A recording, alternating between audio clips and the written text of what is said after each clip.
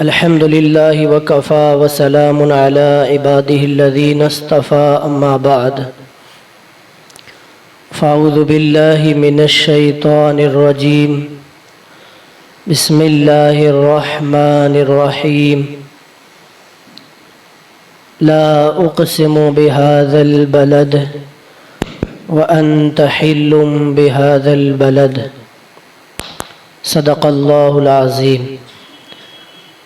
इंतहाई अक़ीदत व मोहब्बत के साथ अपने और सारी कायनात के मरकज़ अक़ीदत हुज़ूर सरवर कायनात फ़ख्र मौजूदात रहमत आलम नूर मुजस्सम शफ़ी उमम नबी मुकर्रम रसूल मुहतशम अरवाह नाफिदा हुज़ूर अहमद मुजतबा मुहम्मद मुस्तफ़ा सल्लल्लाहु ताला अलैहि वसल्लम के दरबार अक़दस में मोहब्बतों के साथ दुरूद पाक का नजराना पेश करें और पढ़ें। अल्लाहुम्मा सल्लि अला सय्यदिना मौलाना मुहम्मदिन मअदिनिल जूदि वल करम व आलिहि व बारिक वसल्लिम सलातन व सलामन अलैका या रसूल अल्लाह व सल्लम अलैका या हबीब अल्लाह। ये माह मुबारक माह ज़ुल्क़ादा हज के महीनों में से एक महीना है और इसके बाद वाला आने वाला महीना माह ज़ुल्हिज्जा बड़ा ही मुबारक और बाबरकत महीना है, जिस महीने में खुशनसीब मुसलमान हज बैतुल्लाह की सआदतें हासिल करते हैं। इस्लाम का एक अहम रुकन हज है कि जो हज करने की इस्तिताअत रखता है, हज पर जाने की इस्तिताअत रखता है, उस पर ज़िंदगी में एक मर्तबा हज करना फ़र्ज़ है। जहाँ जगह मिले वहाँ बैठ जाएं, अंदर जगह नहीं है। ये मसला बार बार बताने की ज़हमत ना हो। जुमा के दिन हमें जहाँ जगह मैसर आए वहीं बैठ जाना चाहिए। गर्दनों को फलांग कर आगे आना ये खिलाफ सुन्नत है और इसके मुताल्लिक़ हदीस पाक में वईद भी है। अल्लाह के रसूल सल्लल्लाहु ताला अलैहि वसल्लम ने कसीर अहादीस करीमा में हज बैतुल्लाह के फ़ज़ाइल बयान फरमाए। मक्का मुकर्रमा अल्लाह तबारक व ताला का बड़ा ही मुक़द्दस इस दुनिया में शहर है, जिसमें अल्लाह ने अपना घर तामीर फरमाया। रसूलुल्लाह सल्लल्लाहु ताला अलैहि वसल्लम ने मक्का मुकर्रमा के फ़ज़ाइल बयान फरमाए। अल्लाह ताला ने कुरान पाक में फरमाया, ला उक़सिमु बिहाज़ल बलद व अन्त हिल्लुम बिहाज़ल बलद। मुझे उस शहर मक्का की कसम कि ऐ महबूब तुम उस शहर में तशरीफ़ फरमा हो। मक्का ऐसा मुबारक शहर है कि जिसकी कसम कुरान में रब याद फरमा रहा है। मक्का की कसम रब ने याद फरमाई, रब ने मक्का की कसम खाई, तो इससे मक्का की आज़मत का पता चलता है। कसम उस चीज़ की खाई जाती है जो वाकई बुलंदो बाला होती है। कसम उस चीज़ की खाई जाती है जो अज़मत वाली होती है। एक मामूली चीज़ की कोई कसम नहीं खाता, एक ऐसी चीज़ की कि जिसकी कोई कीमत नहीं है, जिसकी कोई कदर नहीं है, जिसकी कोई कदर व मंजिलत नहीं है, उसकी कोई कसम नहीं खाता। कसम उसकी खाई जाती है जो अज़मत व बुजुर्गी वाला होता है, कि जिसके फ़ज़ाइल होते हैं, जिसके मरातिब होते हैं, जिसको अल्लाह ने मकाम अता फरमाया होता है, कसम उसी चीज़ की खाई जाती है। रब ताला ने कुरान पाक के 30वें पारे में सूरतुल बलद के अंदर शहरे मक्का की कसम याद फरमाई। पता ये चलता है कि रब ताला का शहरे मक्का की कसम याद फरमाना इस बात पर दलील है कि मक्का कोई मामूली शहर नहीं है, दुनिया के तमाम शहरों का सरदार मक्का मुअज़्ज़मा है। दुनिया के तमाम शहरों का सरदार अल्लाह ने मक्का शरीफ को बनाया है, जिसका एक नाम उम्मुल कुरा है, जिसका एक नाम सैयदुल बिलाद है। ये शहर मक्का जिसके अलग अलग नामों से कुरान पाक में अल्लाह ने इस शहर को याद फरमाया। यहाँ पर एक बात आप गौर करें कि शहर मक्का की कसम अल्लाह ने याद फरमाई, इसकी वजह क्या है?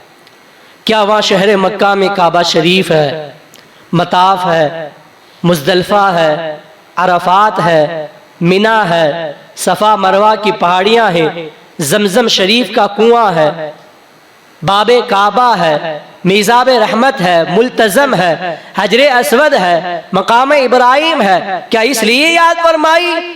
नहीं, इस बात का जवाब कुरान पाक की इसी आयत की अगली आयत के अंदर रब ताला ने फरमाया, व अंत हिल्लुम बिहादल बलद, ऐ महबूब शहर मक्का की कसम मैंने इसलिए याद फरमाई कि तुम उस शहर में तशरीफ फरमा हो। रसूलुल्लाह सल्लल्लाहु ताला अलैहि वसल्लम ने अपने कदमों से उस शहर मुबारक को मंसूब फरमा दिया है। उस शहर ने हुजूर के कदमों का बोसा लिया है। खाई कुरान शहरे मक्का की कसम, ये रब ताला ने शहर मक्का की अजमत को बयान फरमाया। कुरान पाक की एक दूसरी आयत में अल्लाह ताला ने शहर मक्का के मुताल्लिक फरमाया, इन्ना अव्वल बैतिन वुदिअ लिन्नास लल्लज़ी बिबक्कत मुबारकन व हुदल लिल आलमीन। बेशक जमीन पर सबसे पहला घर जो अल्लाह ने बनाया है वो है जो मक्का शरीफ के अंदर है। इस जमीन पर सबसे पहला घर जो लोगों के लिए बनाया गया, अल्लाह ने अपनी इबादत के लिए बनाया, ये सबसे पहला घर शहर मक्का में रब ताला ने बनाया। वहुदल लिल आलमीन, ये सारे जहान वालों के लिए हिदायत है, सारे जहान वालों के लिए रहनुमा है। काबा शरीफ का बयान रब ताला ने बयान फरमाया कि खानाए काबा क्या है? खानाए काबा ये वो मुकद्दस घर है कि इस रुए जमीन पर सबसे पहले बनाया गया और सबसे पहले इसको अल्लाह ने फरिश्तों के जरिए बनवाया। जब इस रुए जमीन पर इंसान पैदा भी नहीं हुआ था, उससे पहले भी कई हजार साल पहले अल्लाह ने मक्का शरीफ को बना दिया था। मक्का शरीफ में खानाए काबा को बना दिया गया। हजरत तमाम फरिश्तों ने इसकी तामीर फरमाई, फिर हजरत आदम अलैहिस्सलाम ने तामीर फरमाई, फिर रसूलुल्लाह सल्लल्लाहु ताला अलैहि वसल्लम के दौरे मुबारक तक अलग अलग जमाने के अंदर खाना काबा की तामीर होती रही। लेकिन वो तामीर सबसे मशहूर तामीर है जो हजरत इब्राहिम खलीलुल्लाह अलैहिस्सलाम ने फरमाई थी। अल्लाह के नबी हजरत इब्राहिम खलीलुल्लाह अलैहिस्सलाम के अल्लाह ताला ने हजरत इब्राहिम को भेजा कि मक्का शरीफ के अंदर मेरे घर की तामीर करो। अब चूंकि तूफान नूह आने के बाद मक्का शरीफ की दीवारें घिर गई थी और कुछ निशानात बाकी थे, जिस तरह आज बाकी है उस तरह बाकी नहीं था, तो हजरत इब्राहिम अलैहिस्सलाम ने अल्लाह के हुक्म से इसकी तामीर फरमाना शुरू फरमाई। और फिर आपने जब इसकी तामीर फरमाई, हजरत इस्माइल अलैहिस्सलाम आपको ईंटें देते थे और मिट्टी का गारा बनाकर आपको दिया करते थे। इस्माइल अलैहिस्सलाम आपको सामान देते थे और इब्राहिम अलैहिस्सलाम ने एक पत्थर पर खड़े होकर इस खाना काबा की दीवारें तामीर फरमाई। खाना काबा की दीवारें जिस पत्थर पर खड़े होकर तामीर की गईं, उस पत्थर का नाम आज मकाम इब्राहिम है। आज भी खाना काबा के सामने, बाबे काबा के बिल्कुल सामने वो पत्थर आज भी मौजूद है। हुज्जाज किराम जाते हैं, उसकी ज़ियारत करते हैं, जिसे मकाम इब्राहिम कहा जाता है। ये क्या है? ये एक जन्नती पत्थर है। इस पत्थर पर खड़े होकर हजरत इब्राहिम अलैहिस्सलाम तामीर फरमाते थे।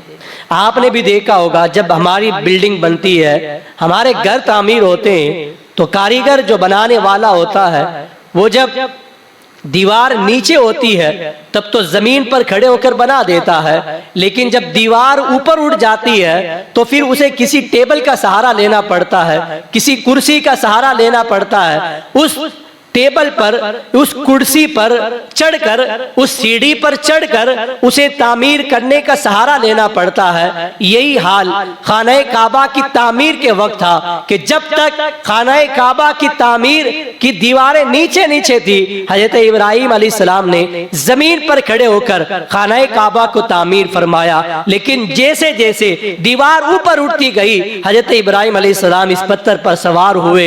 इस पत्थर पर खड़े होकर आपने खाना काबा की दीवार को तामीर फरमाया। लेकिन देखें आप, इब्राहिम अलैहिस्सलाम का मौजज़ा देखें और अल्लाह की कुदरत देखें कि जैसे जैसे खाना काबा की दीवार और ऊपर उठती जाती, ये पत्थर भी लिफ्ट की तरह ऊपर उठता जाता था। इब्राहिम अलैहिस्सलाम को किसी और सीढ़ी की जरूरत नहीं पड़ती।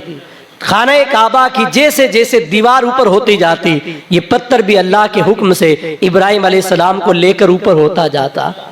और इसने हजरत इब्राहिम अलैहिस्सलाम के कदमैन शरीफैन के पूरे नक्श को अपने सीने पर ले लिया था। कदमैन शरीफैन के निशान को अपने ऊपर ले लिया था। आज भी आप जब मकाम इब्राहिम को गौर से देखेंगे, आपको वहां पर 2 कदमों के निशान जरूर नजर आएंगे। ये क्या है? ये कोई मामूली निशान नहीं है, ये हजरत इब्राहिम अलैहिस्सलाम के कदमों के निशान हैं। अल्लाह हम सबको देखना नसीब फरमाए। ये मकाम इब्राहिम, अब इस मकाम इब्राहिम पर इब्राहिम अलैहिस्सलाम ने खड़े होकर खानाए काबा को तामीर फरमाया, तो इसकी शान और इसकी अजमत का आलम यह हो गया कि इसकी अजमत को अल्लाह ने कुरान में बयान फरमाया। कुरान पाक के दूसरे पारे में अल्लाह ने फरमाया, वत्तखिज़ू मिन मकाम इब्राहिम मुसल्ला।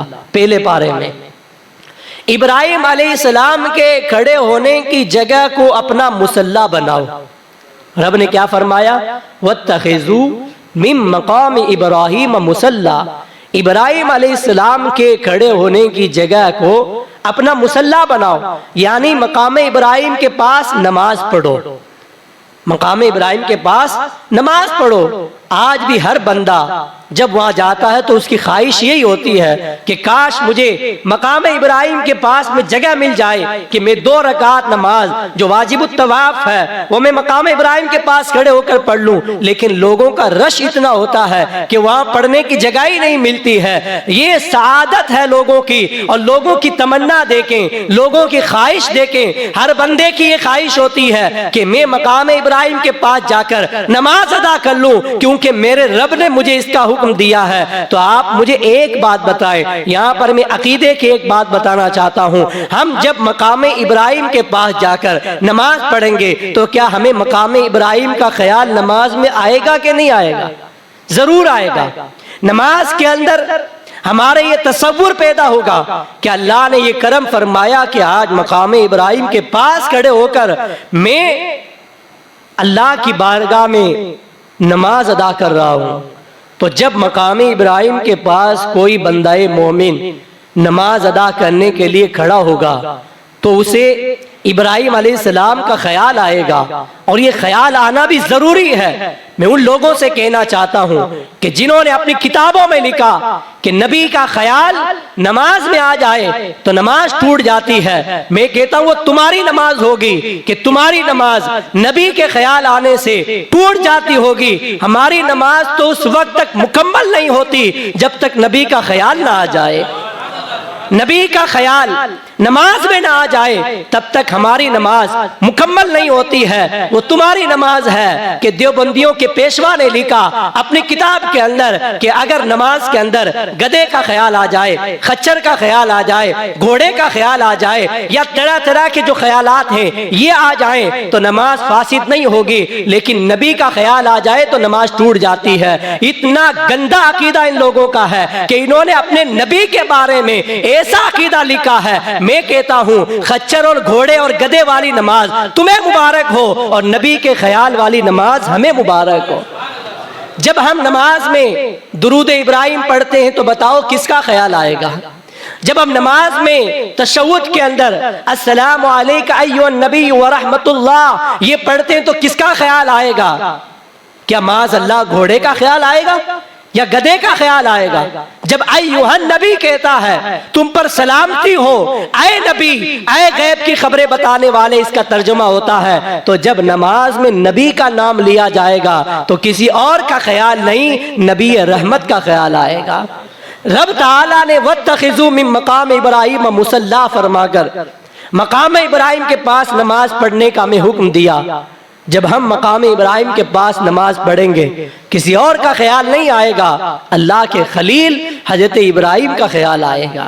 इस आयत करीमा से हमें यह अकीदा मिलता है कि अगर नबी का ख्याल नमाज में आ जाए तो तुम्हारी नमाज की मकबूलियत की दलील है ये कि तुम्हारी नमाज के अंदर नबी का ख्याल आया। वरना लोगों से पूछो, बहुत सारे लोग हमारे पास आते हैं, हजरत नमाज के अंदर तरह तरह के वसवसे आते हैं, दुनियावी ख्यालात आते हैं। जब मैं नमाज शुरू करता हूँ तो मुझे दुनिया की बातें याद आती हैं। ये क्या है? ये शैतान बातें याद दिलाता है। जब बंदा नमाज के लिए खड़ा होता है, रब की बारगाह में खड़ा होता है, तो शैतान मरदूद को ये कभी गवारा नहीं कि कोई बंदा अपने रब की बारगाह में खड़े होकर सही तौर पर नमाज अदा कर सके। इसलिए शैतान हमें बातें याद करवाता है, कभी दुकान का हिसाब याद करवाता है, कभी हमारे पैसे याद करवाता है, कभी बैंक बैलेंस याद करवाता है, बैंक अकाउंट याद करवाता है, फलां को ये चीज देनी है, फलां को ये करना है। आता कि नहीं आता है? ये शैतान की तरफ से है। लेकिन वो मुसलमान बड़ा ही खुश नसीब है कि जिसकी नमाज के अंदर न दुकान का ख्याल आता है, ना हिसाबो किताब का ख्याल आता है, ना बैंक बैलेंस का ख्याल आता है, ना बीवी बच्चों का ख्याल आता है, बल्कि अगर उसकी नमाज के अंदर नबी रहमत का ख्याल आ जाए तो उसकी नमाज बहुत बेहतर नमाज है। उसकी नमाज बड़ी बेहतरीन नमाज है कि नमाज में हुजूर का ख्याल आ जाए और क्या चाहिए। इसीलिए तो मेरे आका सल्लल्लाहु अलैहि वसल्लम ने फरमाया कि इबादत इस तरह करो कि तुम जब इबादत करो तो ये तसव्वुर पैदा करो कि मैं अपने रब को देख रहा हूं। अब ये तसव्वुर हमसे तो होता नहीं है। ये तसव्वुर पैदा करने के लिए अल्लाह का मुकर्रब बंदा बनना पड़ता है। औलियाए किराम के लिए ये उनकी शान है कि वो अल्लाह को ख्वाब के अंदर अल्लाह के जलवे देख लेते हैं, लेकिन हमारे अंदर ये तसव्वुर पैदा नहीं हो सकता। हम बड़े गुनहगार बंदे हैं। मेरे आका ने फिर फरमाया कि अगर ये ख्याल पैदा ना हो कि मैं अल्लाह को देख रहा हूं तो ये ख्याल जरूर पैदा करो कि मेरा रब मुझे देख रहा है, मैं जिसके लिए नमाज पढ़ रहा हूं। ये ख्याल तो पैदा हो सकता है कि मेरा रब मुझे देख रहा है। और जिस बंदे ने अपनी नमाज के अंदर, अपनी इबादत के अंदर ये तसव्वुर पैदा कर लिया कि मेरा रब मुझे देखता है, मैं जिसके लिए नमाज पढ़ रहा हूँ वो रब्बुल आलमीन, वो अहकमुल हाकिमीन, वो सारी दुनिया का बादशाह मुझे देखता है, इंशाअल्लाह उसकी नमाज के अंदर तमाम दुनियावी ख्यालात खत्म हो जाएंगे। आप ये करके देखें, ये हमारे आका सल्लल्लाहु अलैहि वसल्लम का फरमान है। तो शहर मक्का के तो बहुत फजाइल है। एक खाना काबा के एक कोने के अंदर, जिसे रुकने अस्वद कहा जाता है, एक नाम उसका रुकने हिंदी भी है, कि ये मैं आप लोगों के लिए एक बड़ी अजीम बशारत सुनाता हूँ कि सारी दुनिया जब नमाज पढ़ती है तो उसका मुंह किबले की तरफ होना ये नमाज की शर्त है। तो हर एक अलग अलग कोने की तरफ और खाना काबा के अलग अलग हिस्सों की तरफ रुख करता है। मिसाल के तौर पर जो यमन में नमाज पढ़ते हैं, उनका मुंह जब खाना काबा की तरफ होता है तो उनका मुंह खाना काबा के रुकने यमानी की तरफ होता है। एक खाना काबा का कोना है जिसको रुकने यमानी कहते हैं, एक खाना काबा का कोना है जिसे रुकने शामी कहते हैं। सीरिया के लोग जब नमाज पढ़ते हैं तो उनका मुंह उस कोने की तरफ होता है। एक इधर आप जब जाएं हतीम के पास तो रुकने इराकी है कि इराक वाले जब नमाज पढ़ते हैं तो उनका मुंह रुकने इराकी की तरफ होता है। इसी तरह जब हम हिंदुस्तान वाले जब नमाज पढ़ते हैं तो हमारा मुंह खानाए काबा के सबसे बेहतर जो रुकन है रुकने अस्वद उसकी तरफ होता है। हमारा मुंह यानी हिंदुस्तान से जो किबला है वो बिल्कुल रुकने अस्वद के सामने है, हजरे अस्वद के सामने है। तो ये हमारे लिए बड़ी खुशनसीबी है कि खानाए काबा का सबसे अफजल जो कोना है जिसे रुकने अस्वद कहते हैं वो कोना अल्लाह ने हमें नसीब फरमाया है। और उस कोने के अंदर अल्लाह ने एक जन्नती पत्थर नस्ब फरमाया है जिसे हजरे अस्वद कहते हैं, जिसको चूमने के लिए, जिसका एक बोसा देने के लिए, जिसको एक बार देखने के लिए हरम शरीफ के अंदर लोगों को मैंने तड़पते हुए देखा है। लोग तड़प जाते हैं कि काश खाना काबा को हाथ लगाने को मिल जाए, काश हजरे अस्वद को हाथ लगाने को मिल जाए। ये ऐसा अजीम और मुकद्दस पत्थर है। रब ताला के हबीब सरकार दो आलम सल्लल्लाहु अलैहि वसल्लम ने फरमाया कि हजरे अस्वद, हजर का मतलब होता है पत्थर, अस्वद का मतलब होता काला, काला पत्थर, ब्लैक स्टोन, हजरे अस्वद। इसको काला पत्थर क्यों कहते हैं? हुजूर अलैहिस्सलाम ने फरमाया कि ये जन्नत से नाजिल हुआ और जब ये जन्नत से आया था तो ये हजरे अस्वद नहीं था, हजरे अबयस था, यानी बिल्कुल वाइट पत्थर था। जैसे संगे मरमर का पत्थर बिल्कुल वाइट पत्थर चमकता है, इसी तरह ये बिल्कुल सफेद पत्थर था। आज काला क्यों हो गया?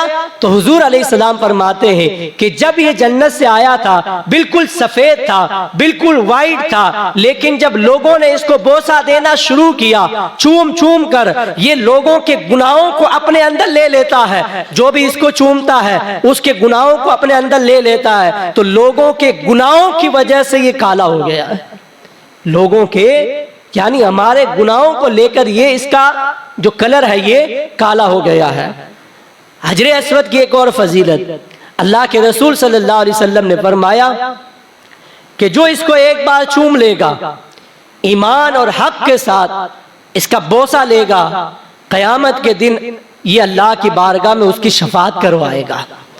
इसकी एक फजीलत ये है, अल्लाह के रसूल सल्लल्लाहु अलैहि वसल्लम ने फरमाया कयामत के दिन अल्लाह ताला हजरे अस्वद को 2 आंखें अता फरमाएगा और एक ज़बान अता फरमाएगा।